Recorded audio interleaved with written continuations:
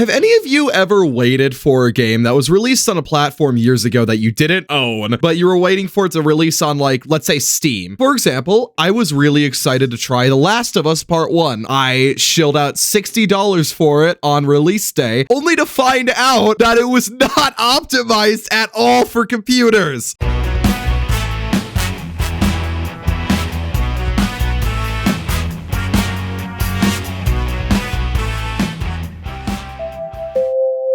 Oh, fuck yeah, time to ramble.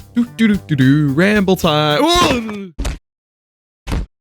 Video games. You either love them or you play League of Legends. I personally love them, even when 4 months I see minus today.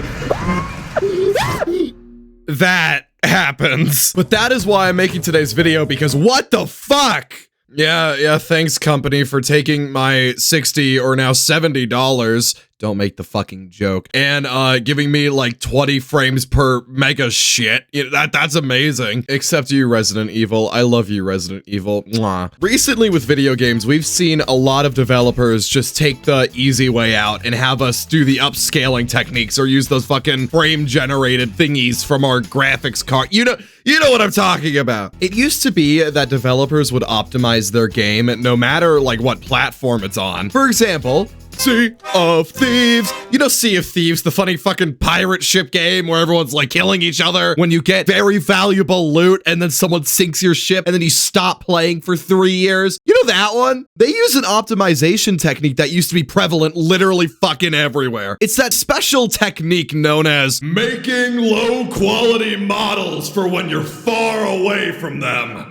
You know, that one. The one that pretty much every fucking game used to use? Well, guess what? Not anymore. You get the fuck you special with the fuck you side of low fuck you frames. Guys, it's okay. Just go out and buy some RAM that costs more than your entire fucking life. You know, thank you, AI. Thank you for that one. Are you guys a big fan of the Lego games? You know the older ones where they'd all be like, rah, rah, rah, rah, rah, and it was the funniest shit in the world. Get ready for the new Lego Batman game. Are you excited? It is $70, and according to Say No to Woke, Batman Gone Rainbow and Woke, Joker is the face of a what? Oh, wrong one. Can't believe Lego Batman and the Joker are gonna fuck in the next game. This Lego game recommends NVIDIA GeForce RTX 3080 and 50 gigabytes of available space and 16 gigabytes of RAM. Dude, what the fuck is that shit?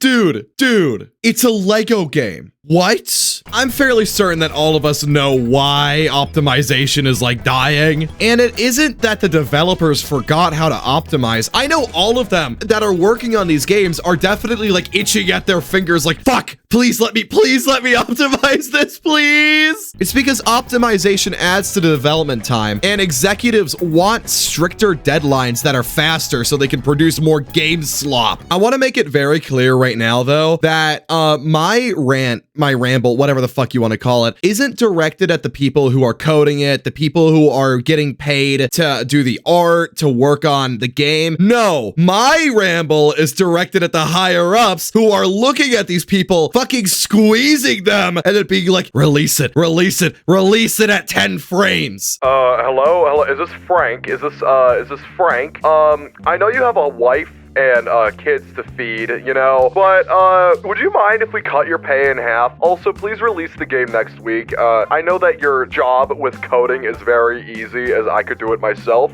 Thank you, and I'm very human, by the way. I'm a very normal person. By the way, if you're new here and you're enjoying what you see, you should totally subscribe and like. It helps me out a lot since I'm a very small creator. All right, thank you so much, bye-bye. Let's talk about everybody's favorite problem child sitting in the corner of the room. Computer game ports. I feel like like it's pretty reasonable of me to say that if a game is being ported to my computer, such as was the case with Last of Us Part 1, the shaders shouldn't take fucking 2 hours to build. And then I shouldn't have to spend another hour in the settings fiddling around until I can finally fit it to my computer. The entire mentality of patch it later is a fucking scourge on the video games industry. I'm not expecting a day one release to be not buggy, but I do want a day one release to be playable. Wait, actually scratch that. Using the word playable in the video games industry might as well be an invitation to keep games really poorly optimized as long as you can still play them because it's a slideshow, but it's still moving. Another instance of poor optimization. It hurts me to say this. It really hurts me to say this. It is the Elder Scrolls 4 Oblivion remaster. This one is a really interesting case because the game uses some built-in ray tracing that you can never fully disable. This is an Unreal Engine 5 ray tracing thing called Lumen. The Oblivion remaster also just has some really fucking odd things with it. Like, if I open it for the first time on my computer each time I try to play it, the game will fully shit itself performance-wise, but if I open it again, then it works. And if this is an issue caused by the shaders loading, my big question is when I open it, why not tell me the shaders are loading so I don't join in and everything is 2 frames per shit? And now, staying on the topic of Oblivion, I want to use it as an example of the word playable in the video game industry. I feel like this word has literally no meaning at this point, or the bare minimum meaning being like, oh, it can run around 30 FPS or a little lower. Case in point, Oblivion Remastered is Steam Deck verified. This is how the game runs on the Steam Deck.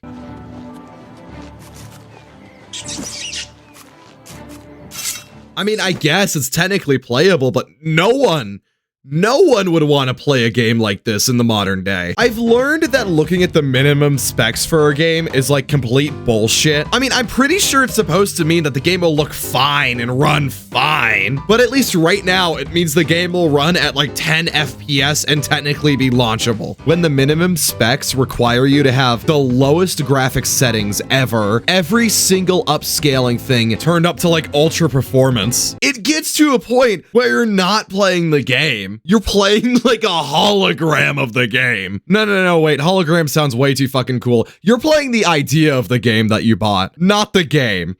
I would really like my Silent Hill 2 remaster to have unoptimized textures, and could I get a James Sunderland toy with that? Sir? This is a Culver's. You know, the more I think about it, the more I realize these games being unoptimized is the point. It allows publishers to rush developers into uploading a game that isn't optimized unless you have the newest buttfuck $1,000 graphics card, which causes a horrible cycle. The consumer, to keep up with these unoptimized games, must upgrade the graphics card like every 2 years, more and more and more and more, just for more of this game slop that these publishers want to put out. It's like an infinite money glitch, except it's not a glitch, it's just harming people. Seriously, I think what is holding the gaming space together are indie devs. I know it's said everywhere, but I'm gonna repeat it because it's true. Supporting indie devs, I think, is the best way to pressure these big companies into making their games way better optimized and just way better in general. I want to see more indie games outselling AAA titles. That shit always makes me smile so wide. Indie developers are out here doing some of the coolest shit ever. You would never see a 2 GB full open world procedurally generated game come from a AAA studio, but that game does exist, and it is called Valheim. Valheim? Shit.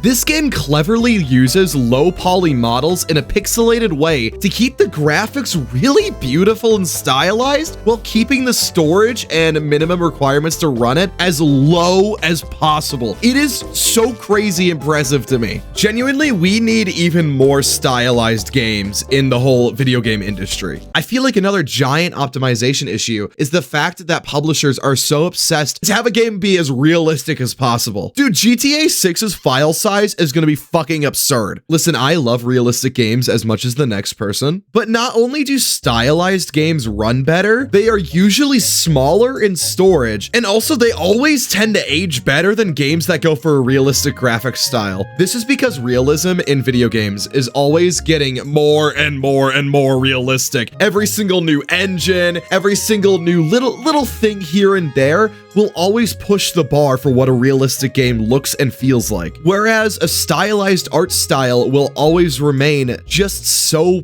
perfect. It isn't trying to be real life, and yet they can still pull the same emotions, if not better, than all these games that try to go hard on realism and then end up being the most unoptimized messes ever. The entire purpose of this video was to validate you, for one, and say, you're not fucking crazy, everything is so shittily optimized today. And two, to say that the video game industry isn't dead, it's not gonna die. I see all these pessimistic videos being like, oh, video game's over, video game's dead.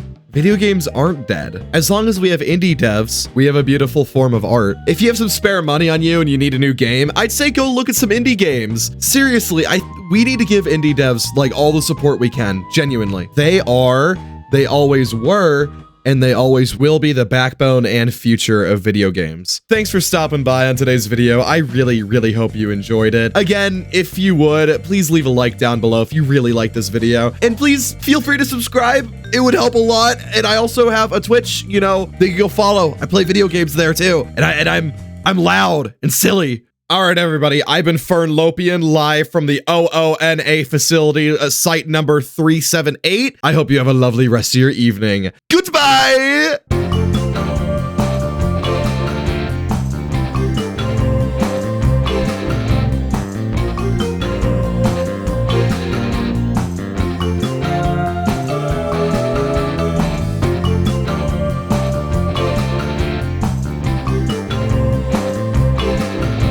Randall? Seriously? You remember him? Can we change the subject, please? Randall. Seriously, you remember him? I don't want to talk about Randall. Not right now. Is it supposed to be able to remember that whole experience?